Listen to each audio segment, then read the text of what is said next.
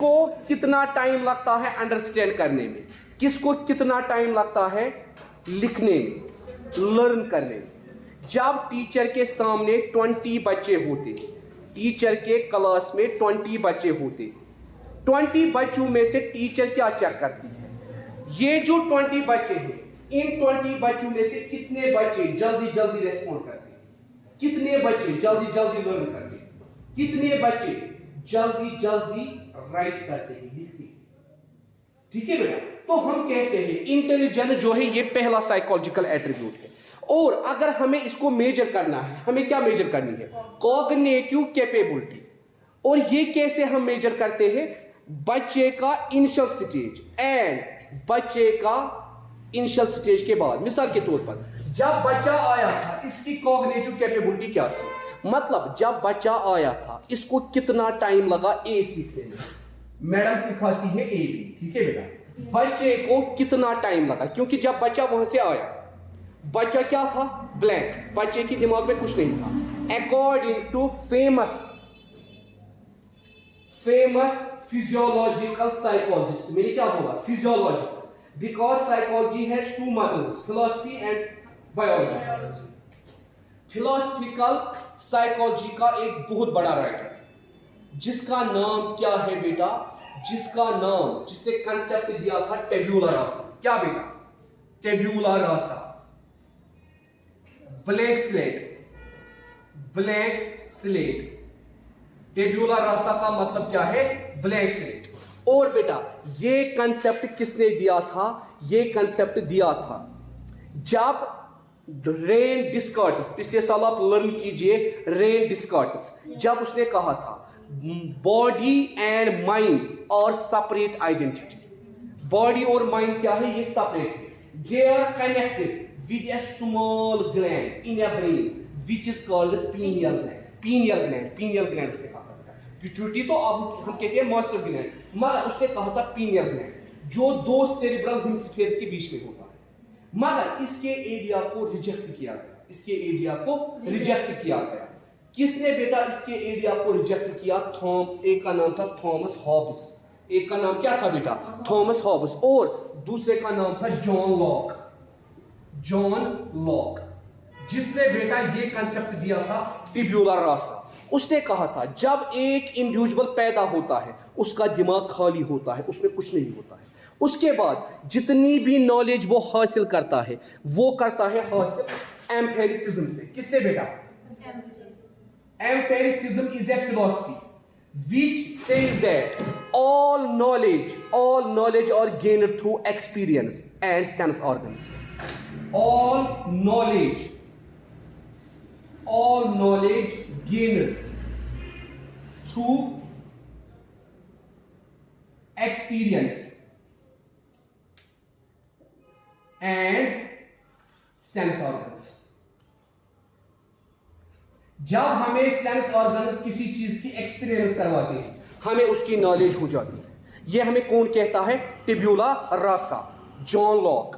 ठीक है, तो टीचर क्या देखती है, जो बच्चा पहले दिन मेरे क्लास में आया इसको कितना टाइम लगा ए सीखने में, ए इसको कितने दिन में याद हुआ, बी इसको कितने दिन में याद हुआ, सी इसको कितने दिन में याद हुआ, कितना टाइम लगा इसको ए लिखने में, बी लिखने में।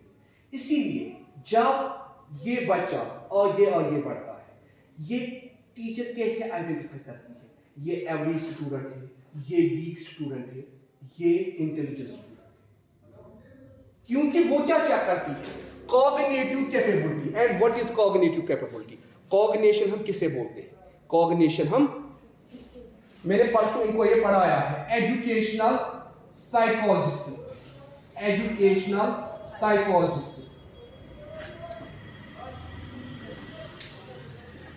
हॉर्वर्ड ब्लूम, जिसने कंसेप्ट दिया ब्लूम्स टैक्सोनॉमी। और इसने बोला all learning are divided into 3 domains. पहला डोमेन कोग्निटिव, दूसरा डोमेन कॉग्निटिव एंड तीसरा डोमेन अफेक्टिव या साइकोमोटर भी है, उसको कहता है अफेक्टिव। ठीक है बेटा, कॉग्निटिव का मतलब है thinking power, reasoning power, memory power and thought process power. Cognitive में क्या क्या आता है? Thinking, reasoning, memory and thoughts. इनको बेटा आप कैसे कंट्रोल करते हो, कैसे याद है? अक्सर आपके साथ होता है, आपको मालूम होता है हमें क्वेश्चन में क्या लिखना है, मगर कंफ्यूजन। आप बाहर अपनी सहेली को बोलते हो, मुझे मालूम था पेपर में क्या लिखना है, मगर मुझे वर्ड से नहीं मिला, मुझे थॉट से नहीं मिला, मुझे कैसे स्टार्ट करना है, कहां से स्टार्ट करना है, मुझे थॉट से नहीं।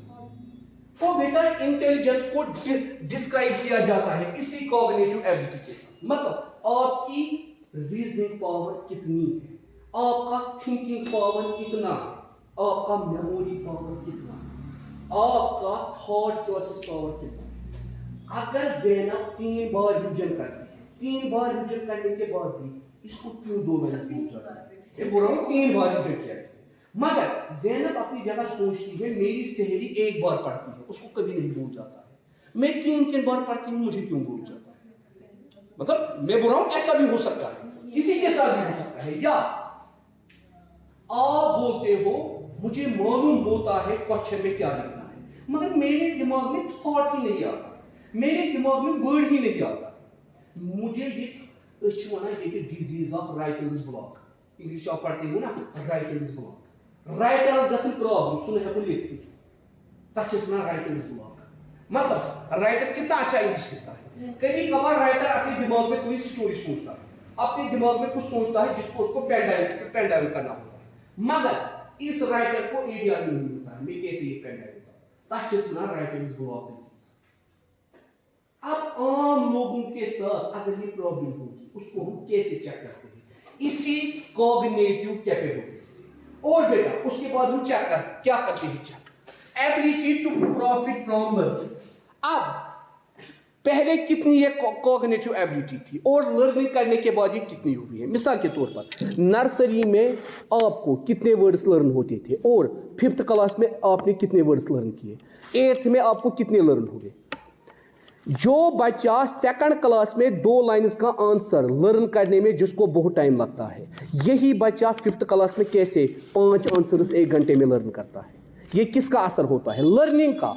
इसकी कॉग्निटिव एबिलिटी कैसे बढ़ती है? Because of learning. जब ये कंटिन्यूअसली लर्निंग करता है, वक्त के साथ साथ इसकी इंटेलिजेंस बढ़ती है। तो बेटा इंटेलिजेंस का टेस्ट हम कैसे करते हैं? हम कॉग्निटिव कैपेबिलिटी चेक करते हैं।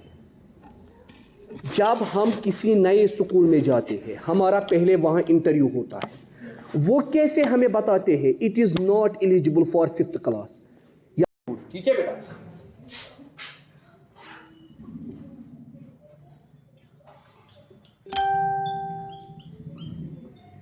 एप्टीट्यूड। ठीक है, ये है बेटा दूसरा साइकोलॉजिकल एट्रीब्यूट।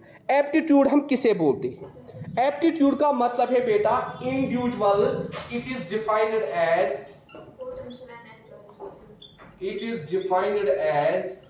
इंडिविजुअल्स अंडरलाइन, जो हम नहीं देखते हैं, underline student individuals underline potential. ठीक है बेटा, मतलब जो क्या होता है, हिडन, छुपा हुआ। ठीक है, for occurring skills, for occurring skills, कोई भी स्किल हासिल करने के लिए, कोई भी स्किल हासिल करने के लिए एक इंडिविजुअल का अंडरलाइन पोटेंशियल, मतलब जिसको हम नहीं देखते हैं। आप में से बहुत सारे स्टूडेंट्स ऐसे हैं जिनको ड्राइविंग में कोई इंटरेस्ट नहीं है, मगर अब वो नहीं बोलते हैं कि हमें ड्राइविंग में इंटरेस्ट नहीं है, वो कहते हैं मुझे गाड़ी चलाना अच्छा नहीं लगता है। उनको बोला जाता है गाड़ी सीखने के लिए जाओ, नहीं नहीं मैं नहीं जाऊंगा। वो ये नहीं बोल पाते हैं कि हमारा इसमें ये नहीं है, इंटरेस्ट नहीं है, या हम ये नहीं कर सकते हैं। या तो उनके दिमाग में क्या होता है, डर होता है, मगर अपने इस पोटेंशियल को वो छुपाते हैं। या आप मैथ क्लास में बैठते हो मगर आपको मैथ बोर लगता है, आपका उसमें पोटेंशियल नहीं है, आपको इसलिए वो क्या लगता है, बोर, आपको गंदा लगता है। या जब आप साइंस लर्न करने बैठते थे, आपको साइंस लर्न करना गंदा लगता था। वजह क्या है बेटा? अंडरलाइंग पोटेंशियल, उसमें इंटरेस्ट ना होना। और बेटा यही एप्टीट्यूड डिसाइड करता है आपको किस फील्ड में लेटर ऑन आपको किस फील्ड में जाना है, क्योंकि बेटा ये अंडरलाइंग इंटरेस्ट होता है। ठीक है बेटा, अंडरलाइंग इंटरेस्ट हम कहते हैं, ये हमें बताता है एक इंडिविजुअल के अंदर कौन सा पोटेंशियल है, मगर कौन सा potential, underlying potential to acquire any skill, कोई भी स्किल लेने का, कोई भी स्किल लेने का। और बेटा हम कहते हैं हमें कैसे पता चलता है किसका कौन सा एप्टीट्यूड है, उसके लिए हम बेटा एप्टीट्यूड टेस्ट करते हैं। एप्टीट्यूड टेस्ट, जिस तरह मैंने आपको परसों बोला, हम इंटेलिजेंस के लिए कॉग्निटिव टेस्ट करते हैं। हम देखते हैं influence of learning before and after, पढ़ने से पहले पढ़ने के बाद, क्या बच्चे में प्रॉब्लम है या पढ़ाई में प्रॉब्लम है। ठीक है, उसी तरह हम यहां क्या करते हैं बेटा, एप्टीट्यूड टेस्ट हम करते हैं। और ये एप्टीट्यूड टेस्ट हम कैसे करते हैं, इसमें हम बेटा क्या करते हैं, हम proper environment and proper training देते हैं बच्चों को। स्किल्स की हम क्या देते हैं बेटा, स्किल्स के लिए हम क्या देते हैं, proper training and proper environment.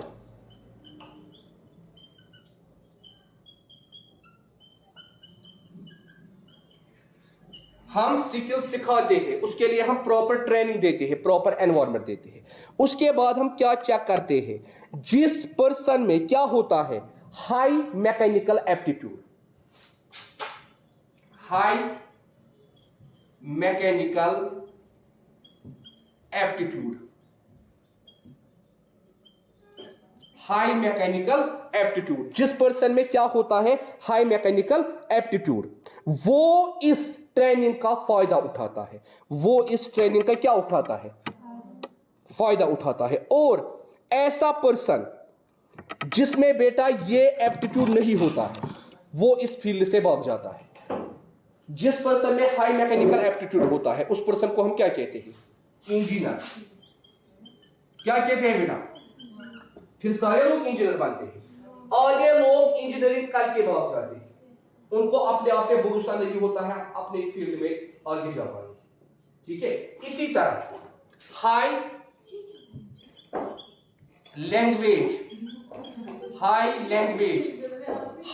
Language aptitude, जिसके अंदर क्या होगा बेटा, हाई लैंग्वेज एप्टीट्यूड। कोई ऐसा पर्सन है जिसके अंदर हाई लैंग्वेज एप्टीट्यूड है, मतलब लैंग्वेज पे पूरा फोकस, उसको हम क्या बोलते हैं, वो क्या बनता है, गुड राइटर। गुड राइटर क्या बनता है बेटा, गुड राइटर। कितने बच्चे आपके क्लास में ऐसे हैं जो राइटिंग खुद करते हैं, because of high learning aptitude. ठीक है, इसीलिए बेटा हम कहते हैं एप्टीट्यूड दूसरा साइकोलॉजिकल एट्रीब्यूट है जो हमें बताता है, छुपा हुआ टैलेंट।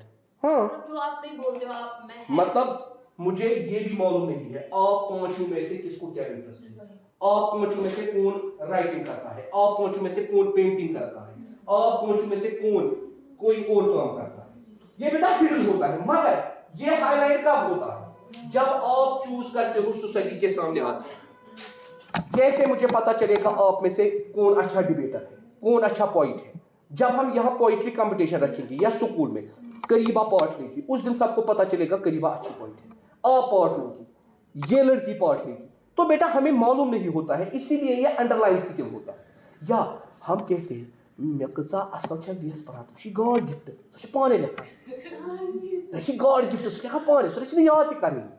अक्सर हम कहते हैं यार मेरा दोस्त इतना अच्छा पढ़ता है, वो बुक की तरफ देखता भी नहीं है, एग्जाम में सब कुछ लिखता है, मुझे फर्स्ट पूछने वाला शी भी ऐसा दोस्त ऐसे गिंदा। ठीक है बेटा, it depends upon aptitude, it depends upon aptitude. या बेटा कोई 4 घंटे पढ़ता है, तम 4 घंटन मज गसान लर्न कहीं, कोई आधे घंटे पढ़ता है, it depends also upon aptitude. तो बेटा ये दूसरा साइकोलॉजिकल एट्रीब्यूट है। उसके बाद हम बेटा कहते हैं तीसरा psychological attribute, interest. Interest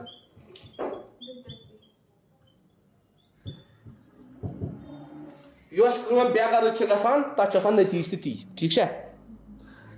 interest हम किसे बोलते हैं, it is the individuals preference, It is the individual's preference. It is the individual's preference. जब एक इंडिविजुअल प्रेफरेंस देता है किसको? For engaging in one or more for engaging in one or more specific activities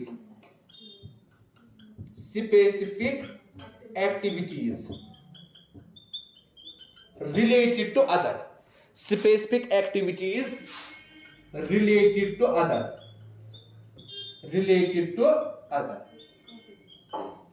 interest का मतलब क्या है? जब इंडिविजुअल अपने आप को एंगेज करता है किसी एक्टिविटी में, किसी स्पेसिफिक एक्टिविटी में, बाकी एक्टिविटी में।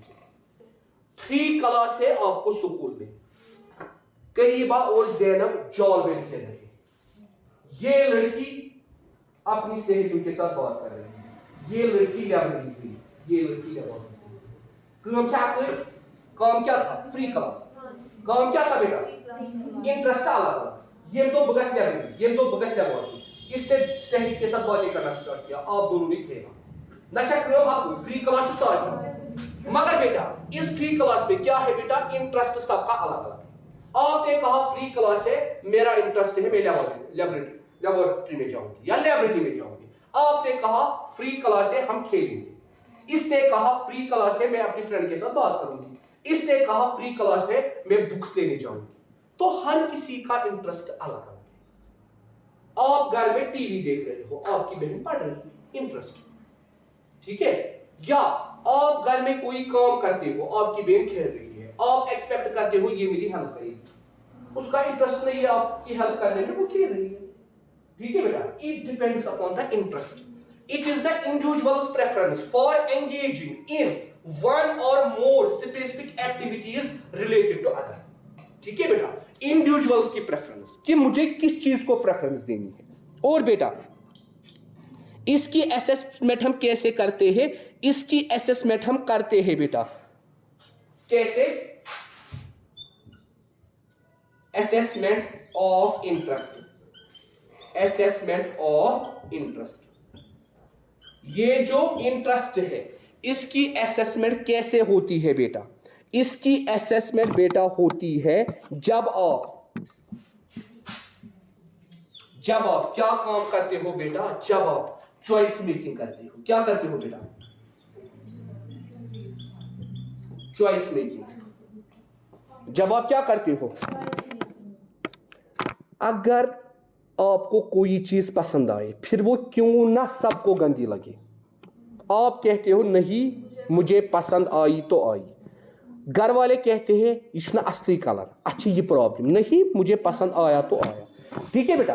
चॉइस बनाने के लिए चॉइस मेकिंग।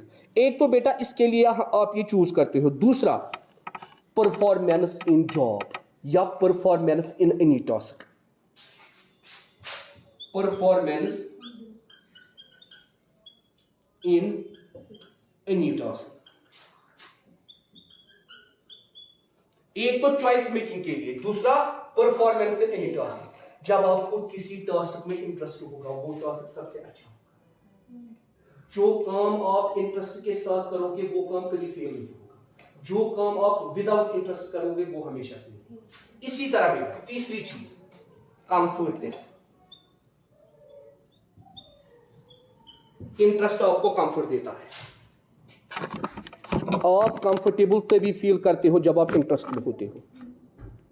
अगर आपको सोने का इंटरेस्ट नहीं है तो अगर जबरदस्ती लोरी तो सुनाओ तो नींद। अगर आपको लोरी भी सुनाएंगे फिर भी आपको नींद नहीं आएगी। क्यों? सोना नहीं है, इंटरेस्ट नहीं है। अगर आपको कितनी भी भूख लगी है मगर तो शु गाड़ी रूश में मामा नहीं इंटरेस्ट है, खाना नहीं खाना है, अंदर से बोल रहे खाना है, मगर अपनी क्या अकड़ अपनी अकड़ को छुपाने के लिए, अपनी अकड़ को बढ़ाने के लिए आप क्या काम करते हो? नहीं मामा नहीं खाना है, ठीक है। तो इंटरेस्ट सबसे इंपॉर्टेंट चीज चॉइस मेकिंग। पापा शादी नहीं करनी है तो नहीं करनी है, नहीं है लड़का पसंद, नहीं है ये कपड़े पसंद, ठीक है, चॉइस मेकिंग, ठीक है बेटा, चॉइस मेकिंग, ठीक है। तो जब आपका इंटरेस्ट है तभी आप कोई काम करोगे, जब नहीं इंटरेस्ट है जबरदस्ती आप वो काम नहीं करोगे। उसके बाद है बेटा चौथा एट्रीब्यूट जिसको हम बोलते हैं पर्सनालिटी। पर्सनालिटी, हाँ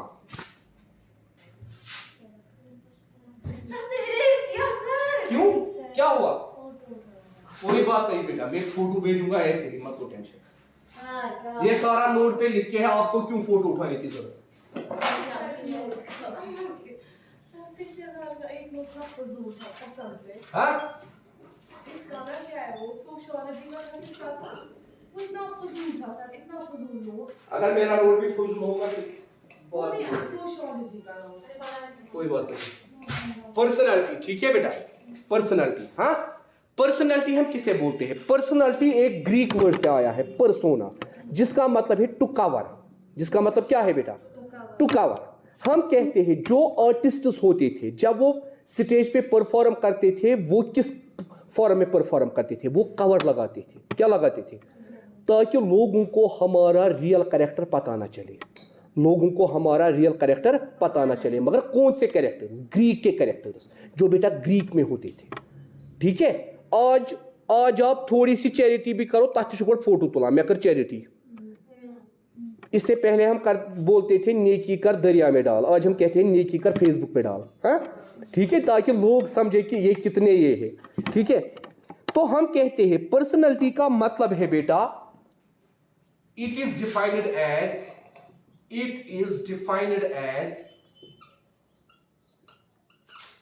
रिलेटिवली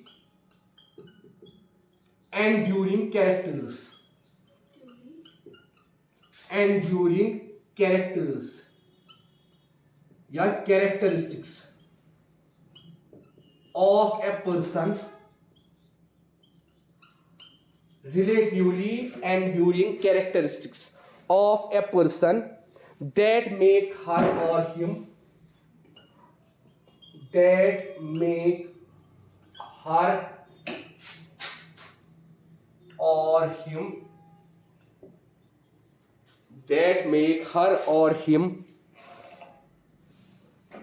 different from others,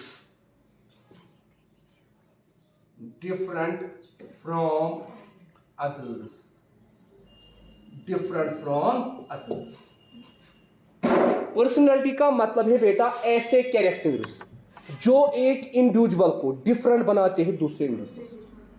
हर किसी की अपनी अपनी पर्सनैलिटी है और हर कोई अपनी अपनी पर्सनैलिटी को मेंटेन करता है। वो नहीं चाहता है मैं अपनी पर्सनैलिटी खो दूं, मैं अपनी पर्सनैलिटी को क्या करूं? दूर करूं। आप बिलीव नहीं करोगे, गुस्सा आना पर्सनैलिटी है। लोग इसको भी बेटा अपनी पर्सनैलिटी समझते हैं, मतलब गुस्सा आना, ठीक है बेटा, मैं वही बोल रहा हूं। लोग इसको भी बेटा समझते हैं क्या? पर्सनैलिटी। क्या समझते हैं? मगर हम कहते हैं बेटा ये जो पर्सनैलिटी है यही एक इंडिविजुअल को डिफरेंट बनाती है दूसरे इंडिविजुअल से। कैसे बेटा ये डिफरेंट बनाती है? इसके लिए हम पर्सनैलिटी टेस्ट करते हैं। पर्सनैलिटी टेस्ट, ठीक है बेटा। इसके लिए हम क्या करते हैं? पर्सनैलिटी टेस्ट करते हैं। और ये जो बेटा पर्सनैलिटी टेस्ट होता है, इसमें क्या होता है? इसमें बेटा क्या किया जाता है? इसमें एसेस किया जाता है इंडिविजुअल्स यूनिक कैरेक्टरिस्टिक्स। जिनको बेटा एसेस करते हैं, एसेस किया जाता है इंडिविजुअल्स यूनिक कैरेक्टर्स।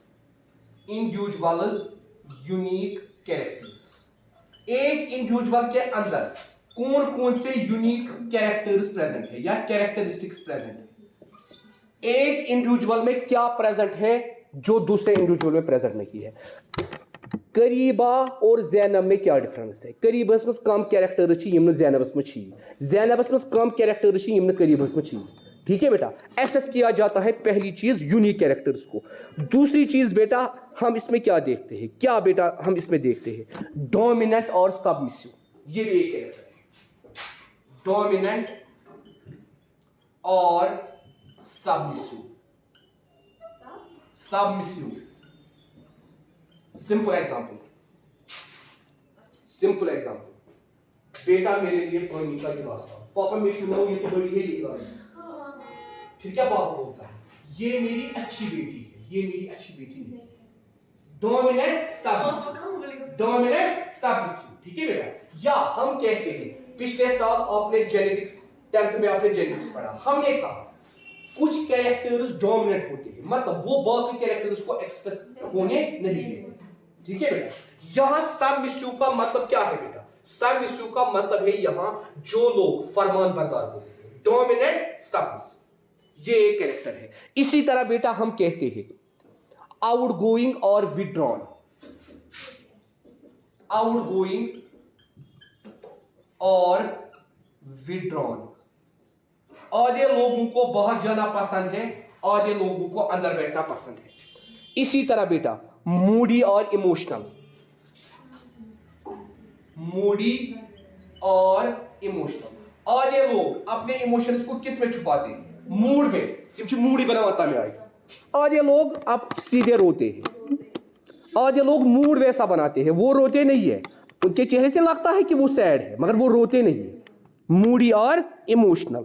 इसी तरह बेटा हम कहते हैं स्टेबल और अनस्टेबल, स्टेबल और, आपको कब बोला जाता है अनस्टेबल देख कब बोला जाता है, हाँ बोलो कब बोला जाता है ज्यादा, और ज्यादा आपको अनस्टेबल कौन बोलता है, ठीक है बेटा, अनस्टेबल और स्टेबल, ठीक है बेटा, अनस्टेबल और स्टेबल, ठीक है, आधे अनस्टेबल आधे स्टेबल। हम कहते हैं बेटा इससे हमें पता चलता है पर्सनालिटी क्या है। और बेटा जब हम पर्सनालिटी प्रिडिक्ट करते हैं हम क्या कहते हैं, how an individual behave in future, future में ये इंडिविजुअल कैसे बिहेव करेगा, ठीक है बेटा, because of personality, because of personality. उसके बाद है last psychological attribute values, values, values, ये बेटा हमारा लास्ट साइकोलॉजिकल एट्रीब्यूट है, जिसका मतलब है it is defined as enduring beliefs, enduring beliefs, enduring beliefs about an ideal mode of behavior, about an ideal mode of behavior, about an ideal mode of behavior। Ideal mode of behaviour आप किसे कहते हैं, ठीक है बेटा, वही हमें values कहते हैं। हर कोई वैल्यूज को अपने अपने नजरिए से देखता है, हर कोई वैल्यूज को अपने अपने नजरिए से देखता है। और बेटा आपके वैल्यूज आपको बेटा क्या बनाते हैं, आपके वैल्यूज आपके अंदर बेटा आपका बिहेवियर कंट्रोल करते हैं, आइडियल मोड ऑफ बिहेवियर। अगर आपने गलत को गलत कहा और सही को सही कहा तब जाके हम कहेंगे आइडियल बिहेवियर। युस सूरस का सपोर्ट, युस गलतस का सपोर्ट। अक्सर हमारी मदर्स पे बिचारियों पे ब्लेम चढ़ता है, दपान यम बच्चन सत करान ज्यादा मोहब्बत, यम तिहन गलतियां छुपावान। अक्सर ये ब्लेम सोसाइटी में हमारी मदर्स पे आता है, क्यों, वो कहते हैं ये बच्चों का सपोर्ट करती है, यम बच्चन बचावान, बच्चे गई दरबदर, ठीक है, माज करान इन सपोर्ट, ठीक है। तो हम कहते हैं बेटा ये जो वैल्यूज है ये क्या होते हैं, standards and principles to guide our life. क्या होते हैं बेटा, standards and principles to guide our life, standards and principles to guide our life, जो हमारी लाइफ को गाइड करते हैं, हमें जिंदगी कैसे गुजारनी है। मिसाल के तौर पे हम कहते हैं जब हम वैल्यूज की असेसमेंट करते हैं, हम बेटा देखते हैं political values, religious values, social values and economic values, ठीक है बेटा। इन चार वैल्यूज को हम देखते हैं, इन चार वैल्यूज को हम देखते हैं। और बेटा यही वैल्यूज हमें समझाते हैं हमारी पर्सनालिटी कैसे होगी। अगर इस गलत दिमो साथ लोग हमें भी गलत समझते हैं। मिसाल के तौर पर आपकी फ्रेंड ने कोई गलत काम किया, ठीक है बेटा, तो छु दिवान तो छु तमिस करा सपोर्ट, बाकी लोग क्या समझान ये तिथ फ्रेंड ते। हाँ आपकी फ्रेंड ने गलती की, आप उसको सुधारते हो, नहीं ये गलत है, मेरी नजर में ये गलत है, आपने गलत किया है। तो बेटा उससे क्या होता है, उससे बेटा हमारा बिहेवियर आइडियल मोड में आता है, अच्छा बनता है। जब हम सही को सही और गलत को गलत कहते हैं, वो पॉलिटिकल वैल्यू हो, वो सोशल वैल्यू हो, वो रिलीजियस वैल्यू हो, या वो इकोनॉमिक वैल्यू हो। ठीक है बेटा, तो ये 5 साइकोलॉजिकल एट्रीब्यूट्स है जो अब हम इस लेसन में डिस्कस करने वाले हैं। और बेटा हमने असेसमेंट की बात की। असेसमेंट हम डिफरेंट मेथड से करते हैं जो हमने पिछले साल पढ़ा है। अच्छे पत्म वरी पर्मित सारी method, case study, interview, observation. ठीक है बेटा, ठीक है बेटा, पिछले साल हमने पढ़े हैं लेसन नंबर 2 में साइकोलॉजिकल एनकाउंटर। ठीक है, तो बेटा ये जो असेसमेंट है ये इसी चीज से होती है। या इस्तेमाल